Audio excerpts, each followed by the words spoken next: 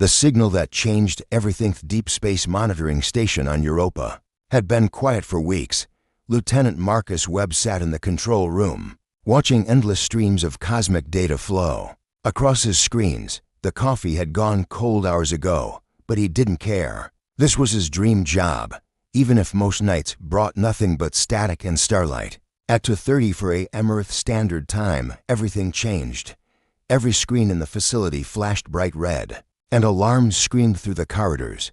Marcus nearly fell from his chair as he stared at the readings. Something was broadcasting from beyond the solar system, and it wasn't human. Dr. Rachel Stone burst through the control room doors, her lab coat still wrinkled from sleep. She was the station's chief xenobiologist, a woman who had spent 15 years hoping for exactly this moment. "Tell me you're recording everything," she said, sliding into the seat beside Marcus. "Every bit of data," Marcus replied, his hands flying over the controls. "But Rachel, look at this pattern. This isn't random noise. It's structured, organized, intentional." Rachel studied the signal cascading across the monitors. The transmission was incredibly complex, layered with mathematical sequences that screamed of advanced intelligence. But there was something else, something that made her stomach clench with worry. "Marcus, run a frequency analysis. Check for distress indicators." Within minutes, Marcus had his answer. His face went pale as he turned to Rachel. "It's a distress call. Whatever sent this is in serious trouble. 4,000 miles away, General." Harrison Brooks was being pulled from his bed by an urgent phone call. Brooks commanded the classified Terran Defense Corps, a military program that officially didn't exist. Unofficially, it was humanity's first line of defense against potential alien threats. "Sir, we have a situation," came the voice of his aide, Colonel Patricia Hayes. "The Europa station is reporting first contact. It's a distress signal, and it's coming from outside our solar system." Brooks was already reaching for his uniform. "How long ago?" 18 minutes. "Sir, Dr. Stone is requesting immediate consultation with the Linguistics Division." Back on Europa, Rachel and her team worked frantically to decode the alien message. The signal was sophisticated beyond anything they had imagined, using mathematical concepts that pushed human understanding to its limits. But slowly, patterns began to emerge. Dr. William Cross, the station's linguistics expert, made the first breakthrough. "Rachel, I think I found something. The signal contains coordinate data, star charts. But there's something else." Rachel looked over his shoulder at the decoded information. "What am I looking at, William?" "It's a countdown timer. Whatever this is, it's urgent." As the hours passed, more of the message became clear. The signal originated from a star system 38 light-years away. The aliens, calling themselves the Zephyrians, were under attack. Their peaceful world was dying, and they had sent out a desperate plea for help to anyone who might be listening. General Brooks arrived at Europa. Just as Rachel's team finished decoding the most crucial part of the message, the Zephyrians had included technical specifications for faster-than-light travel. They were literally giving away the secrets of interstellar flight to anyone willing to help them. The peaceful world under Seagath's Zephyrian homeworld of Ethros was a paradise of floating crystal, cities and bioluminescent forests. For 10,000 years, the Zephyrians had lived in perfect harmony with their world and each other. They had never known war, never developed weapons, never even conceived that such things might be necessary. Kira Thornfield was among the first humans to set foot on Ethros. As humanity's lead xenobiologist, she had volunteered for the dangerous mission to establish first contact. Standing in the grand crystal hall of the Zephyrian capital, she marveled at beings who looked like living starlight given form. Prime Harmonizer Velter stepped forward to greet the human delegation. His translucent body shimmered with colors that conveyed emotions humans were only beginning to understand. "Welcome, beings of Earth. We are grateful beyond measure that you answered our call." Captain Jake Morrison, commander of the Human Expeditionary Force, nodded respectfully. "We're honored to meet you, Prime Harmonizer. We've come to help however we can." Velter's form flickered with what Kira recognized as distress. "The Drakmari Empire has been attacking our outer settlements for 3 cycles now. They consume our crystal cities for raw materials and show no mercy to our people. We have tried to communicate, to understand what they want, but they respond only with destruction. Commander Lisa Park, head of the human Marine contingent, leaned forward. How many ships do they have? What kind of weapons are we facing? The question seemed to confuse Velter. We do not understand weapons. The Drakmari have devices that can shatter our crystal structures and harm our people. Their ships are dark and angular, unlike anything in our peaceful galaxy. Kira felt a chill run down her spine. The Zephyrians weren't just peaceful, they were completely defenseless. They had no concept of warfare, no understanding of tactics or strategy. They were like children facing a pack of wolves. Dr. Marcus Reed, the mission's tactical analyst, was studying Zephyrian city layouts when he made a disturbing discovery. Captain Morrison, you need to see this.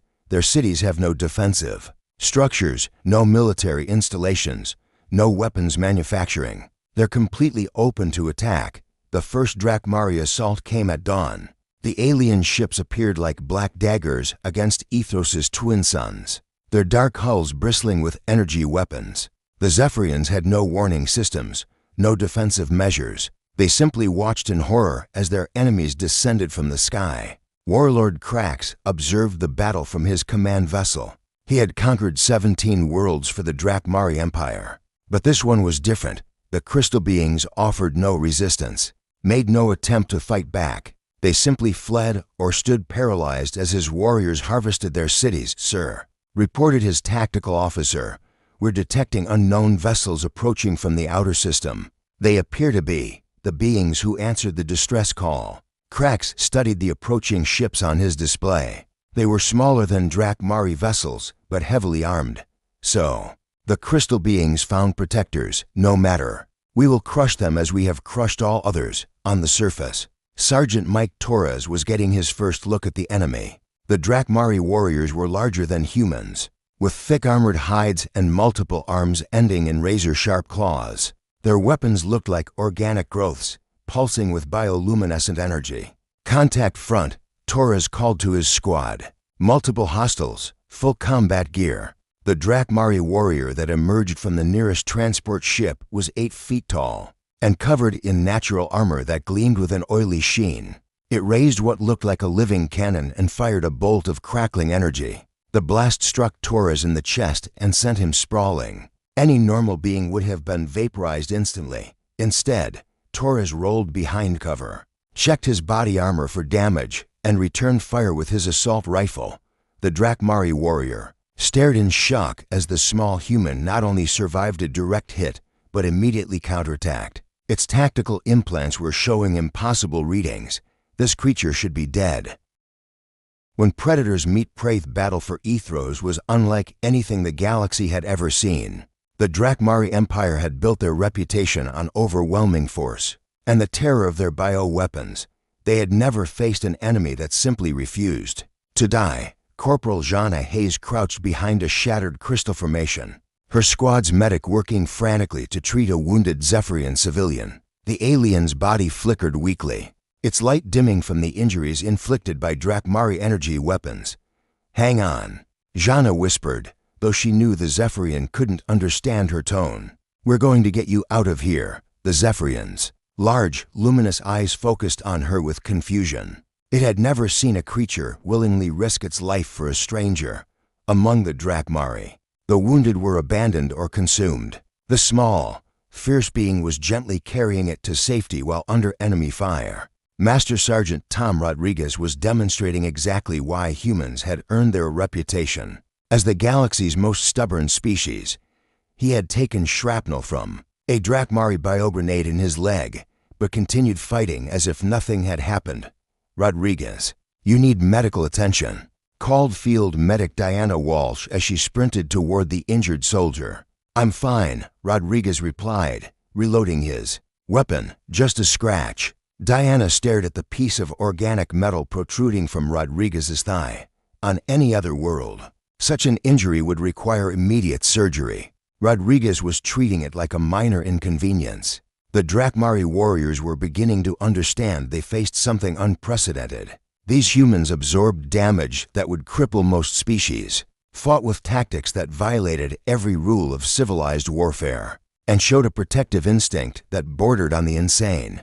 Warlord Krax received battle reports that defied military logic. His warriors were reporting that the humans used deception, ambush tactics, and psychological warfare without hesitation. They fought like the universe itself was trying to kill them, and they were used to it, sir. His aide reported, ground forces are requesting permission to withdraw. The humans are unpredictable. Krax had never heard such a request from Drakmari warriors. His people were bred for conquest, trained from birth to dominate other species. But these humans were something new entirely. Captain Morrison coordinated the human response from his command post in a converted Zephyrian building. He watched his soldiers work together with an efficiency that amazed their alien allies.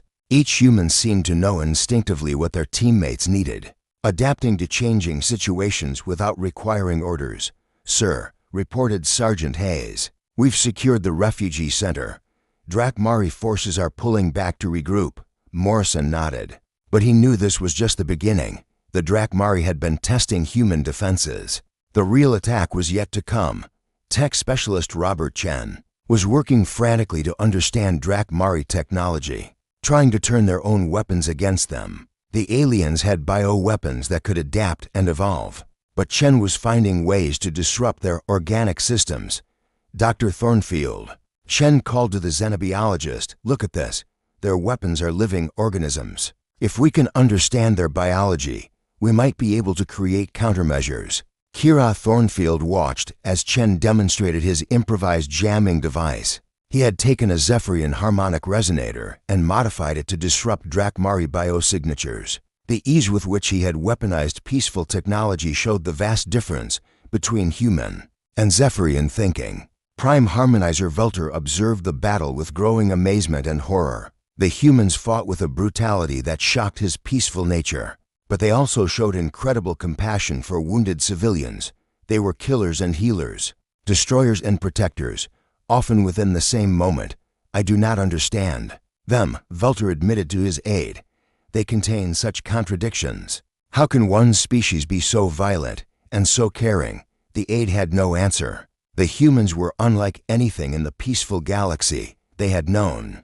The fleet that shook the Star's Admiral Catherine Stone stood on the bridge of the TDF Sovereign, watching as the largest fleet in human history dropped out of hyperspace around Ethros. The sight was magnificent, and terrifying. Earth had revealed its true military strength for the first time. Admiral, reported Captain James Mitchell from the communications station. All fleet groups are reporting ready status. We have 612 vessels information. Stone nodded grimly. When Earth's unified government had learned about the Drakmari threat, every nation had contributed ships. The peaceful space exploration program that the galaxy might have expected was revealed to be something far more dangerous. On the Drakmari command ship, Warlord Krax stared at his tactical display in disbelief. The number of human vessels appearing on his sensors defied all logic. No single world should be capable of fielding such a massive fleet. Impossible, Krax growled, his bioarmor rippling with agitation. Our intelligence said they were a primitive single world species. His tactical officer's voice trembled with uncertainty. Sir, we count over 600 enemy vessels. They've brought their entire military force to protect these crystal beings. Krax studied the data flowing across his organic displays. The humans had not just answered a distress call, they had committed everything to save strangers they had never met. What kind of species did such things for others? Begin charging the world killer virus, Krax ordered. If we cannot defeat them in ship-to-ship combat, we will poison the world they came to protect. Major David Park was leading the first human boarding operation in galactic history. His assault team had captured a Drakmari bioship and was preparing to take the fight directly to the enemy command vessel. Remember, Park told his team as they prepared their equipment, we're not just fighting for the Zephyrians. We're showing the galaxy what happens when someone threatens innocent people. Sergeant Angela Foster checked her pulse rifle and nodded. Sir, are we really going to board an alien dreadnought? That's exactly what we're going to do. Park replied. The Drakmari think their bioships are impregnable. They're about to learn that nowhere is safe when humans are angry. The boarding operation began with a stealth approach that would have been impossible for most species. Humans used tactics that the Drakmari had never encountered. They disabled biosensors, cut through living hull plating, and infiltrated the enemy ship like antibodies in a bloodstream. Inside the Drakmari vessel, the alien crew was unprepared for human boarding tactics. The Drakmari were used to fleet engagements with predictable patterns and established rules. They had never faced an enemy that would infiltrate their living ships and wage war in the corridors. Park's team moved through the bioship like immune cells attacking an infection. They used coordination, stealth, and controlled aggression to overwhelm Drakmari defenders who had been trained for a completely different kind of warfare. Sector 7 secured, reported Corporal Kevin Murphy over the communication system. These aliens really don't know how to fight inside their own ships. The Drakmari crew was discovering the terrifying truth about humans. These beings had evolved on a world where survival meant being able to fight anywhere, anytime, under any conditions. Narrow corridors, zero gravity, hostile environments, none of it slowed them down. Lieutenant Commander Sarah Blake coordinated the space battle from her position on the TDF Defiant. She watched human fighters dart between massive Drakmari bioships like angry wasps, striking weak points with surgical precision. All squadrons, this is Defiant Control. Blake transmitted, focus fire on the bioship neural clusters. Make them feel every hit. The human pilots responded with enthusiasm. They had trained for years for this moment, and they were not going to disappoint. Their ships were smaller and faster than Drakmari vessels, built for hit-and-run tactics that the enemy couldn't counter. Back on Earth, the world watched humanity's first galactic war through live transmissions. President Maria Santos sat in the Situation Room, coordinating with leaders from every nation as their combined fleets engaged the Drakmari Empire. Admiral Stone reports successful boarding of multiple Drakmari vessels. General Harrison Brooks informed the room, human casualties are minimal. Drakmari forces are retreating to defensive positions. President Santos nodded, but her expression remained serious. What about their world killer weapon? Still charging, Brooks replied. If they complete the sequence, they can destroy Ethros from orbit. Prime Harmonizer Velter watched the space battle from his crystal observatory, his form flickering with emotions that had no names in his peaceful language. The humans were fighting with a coordination and ferocity that defied understanding, but they were also taking damage to protect his people. They are dying for us, Velter whispered to his aide. These strange, violent beings are sacrificing themselves for people they barely know. The battle raged on, but the outcome was becoming clear. The Drakmari Empire had met its match in humanity. The birth of a galactic legend. The final battle for Ethros lasted 18 hours. By the time it ended, the Drakmari Empire had learned a lesson that would echo across the galaxy. Never threaten those under human protection. Warlord Krax found himself trapped in his command chamber as human boarding teams swept through his bioship. The world killer virus had been sabotaged by human infiltrators, and his fleet was in ruins around him. Major Park kicked down the door to the command chamber, his assault rifle trained on the alien warlord. Warlord Krax, I presume. Krax's bioarmor rippled with rage and fear. You cannot defeat the Drakmari Empire. We are conquerors of worlds, devourers of species. You are just one small world. Park smiled coldly. One small world that just destroyed your entire fleet. Here's what's going to happen. You're going to call off your invasion, withdraw from Zephyrian space, and never come back. If you refuse, we'll hunt down every Drakmari ship in the galaxy. The warlord stared at the human in disbelief. You would wage war across the stars for these crystal beings? We would wage war across the stars for anyone who needs protection. From bullies like you, Park replied. That's what humans do. Admiral Stone received reports from across the battle zone. The Drakmari fleet was destroyed or fleeing, their bioships damaged beyond repair. Human casualties had been remarkably light, considering they had just fought their first interstellar war. Ma'am, reported Captain Mitchell, we're receiving surrender signals from the remaining Drakmari vessels. They're requesting permission to withdraw from the system. Stone nodded. Grant their request, but make sure they understand if they ever threaten innocent people again, we'll be there to stop them. On the surface of Ethros, the Zephyrians were experiencing emotions they had never known before. Gratitude, amazement, and something else, a deep respect for the fierce protectors who had saved their world. Prime Harmonizer Velter approached Captain Morrison. As the human commander coordinated relief efforts, Captain Morrison, we do not have words to express our gratitude. You have saved our entire species. Morrison looked up from his tactical display. Prime Harmonizer, where we come from, the strong protect the weak. It's what separates civilization from chaos.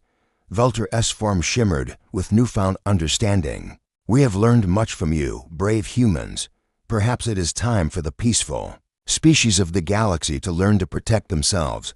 Dr. Thornfield was documenting everything, knowing that this moment would be studied for generations. Humanity had just announced itself to the galaxy in the most dramatic way possible, not as conquerors, but as protectors. Kira called Sergeant Foster, you need to see this. The Zephyrians are doing something incredible. Kira followed Foster to the city center where thousands of Zephyrians had gathered. Their bodies were pulsing with synchronized light, creating a display that was breathtakingly beautiful. It was their way of saying thank you, a song of gratitude that could be seen across the planet. Within weeks, the news of humanity's intervention spread across the galaxy. The Drakmari Empire, once feared as unstoppable conquerors, had been defeated by a single world. Other aggressive species began to reconsider their expansion plans. But more importantly, the peaceful species of the galaxy had learned something new. They had seen what was possible when someone was willing to fight for others, to risk everything for strangers in need. The Terran Defense Corps began receiving requests for assistance from worlds across the galaxy. Species that had never known violence were learning to defend themselves, inspired by the humans who had shown them the way. Admiral Stone stood in her office on the space station that had been built in orbit around Ethros. Looking out at the stars, requests for help were coming in from dozens of worlds, and humanity was preparing to answer them all. Ma'am, her aide reported, we've received another distress signal. The Kepler system is under attack by slavers. Stone smiled. Prepare the fleet. It looks like we're needed again. Humanity had found its place in the galaxy not as conquerors or explorers, but as the species that would stand up for those who couldn't stand up for themselves. The Terran Empire wasn't built on conquest or expansion. It was built on protection, on the simple idea that no one should face extinction alone. And across the galaxy, aggressive species were learning a new truth. Mess with the innocent, and you'll answer to the humans.